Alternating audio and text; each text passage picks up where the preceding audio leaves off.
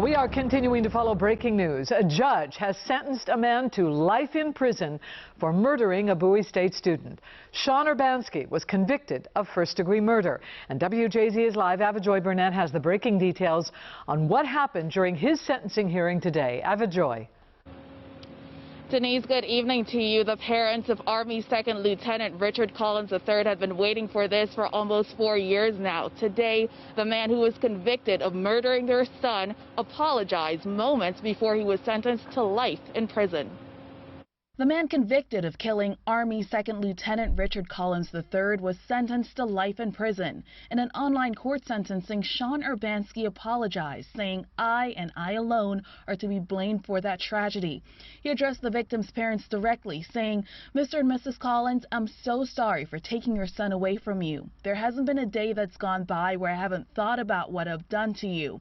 And if I could switch places with your son, I would, in a heartbeat." Back in May of 2017, Urbanski is accused of singling out Collins because he was black and then stabbing the recently commissioned Army officer in the chest.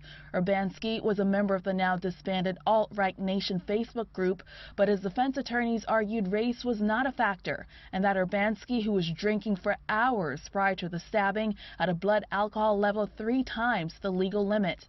His defense attorney said right from the beginning, Urbanski accepted responsibility. Collins was just 3 days from graduation at Bowie State University and was visiting the College Park campus to celebrate. In victim impact statements, family and friends praised the 23-year-old and mourned a life cut short.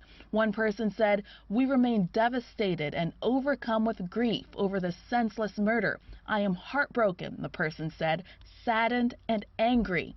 Collins' mother broke down in tears. She said, "I don't have a broken heart. I have a shattered heart. Something as heinous as this, Your Honor, there's no words to describe the pain that I feel."